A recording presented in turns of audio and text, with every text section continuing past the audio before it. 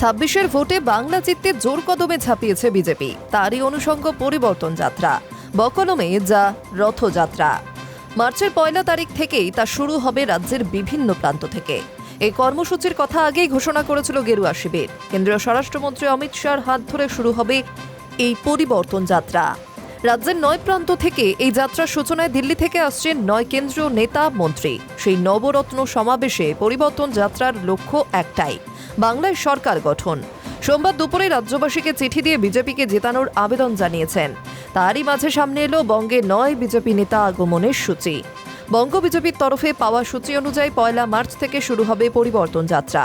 ওই দিন দক্ষিণ 24 পরগনার রায়দিঘিতে থাকবেন অমিত শাহ।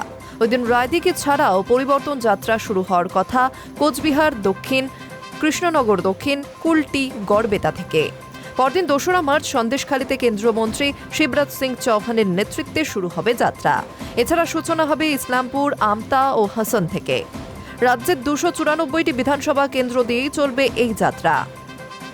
বাংলায় বিজেপির রথযাত্রায় সামিল হতে চলেছেন দলের সর্বভারতীয় সভাপতি নীতিন নবীন, প্রাক্তন সর্বভারতীয় সভাপতি জেপি নাড্ডা, প্রতিরক্ষা মন্ত্রী রাজনাথ সিং, মন্ত্রী নীতিন গডকরি, ধর্মেন্দ্র প্রধান, স্মৃতি ইরানি এবং মহারাষ্ট্রের মুখ্যমন্ত্রী দেবেন্দ্র ফডনবিস। তবে 26-এর ভোট জিততে এই পরিবর্তন যাত্রা আদৌ কতটা কার্যকর হবে তা নিয়ে প্রশ্ন তুলছে ওয়াকিবহাল মহলের একটা বিরাট অংশ। 2021 সালে বিধানসভা ভোটের আগেও রাজ্য জুড়ে রথযাত্রার পরিকল্পনা করেছিল পদ্ম শিবির, কিন্তু অন্তরায় হয়ে দাঁড়ায় এই রাজ্যে বিজেপির সাংগঠনিক দুর্বলতা। নিচু স্তরে বহু কর্মী তখন সক্রিয় ছিলেন না।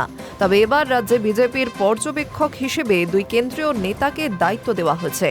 তারা ঘন ঘন রাজ্য নেতৃত্বের সঙ্গে বৈঠক করে সংগঠনকে শক্তিশালী করায় জোর দিচ্ছেন। এবার মণ্ডল সংগঠনকে সক্রিয় করে তুলতে পরিবর্তন যাত্রা গেরুয়া শিবিরের। তার কতটা ফায়দা তুলতে পারে বিজেপি তা ভোট ময়দানেই দেখা যাবে। Hi news network.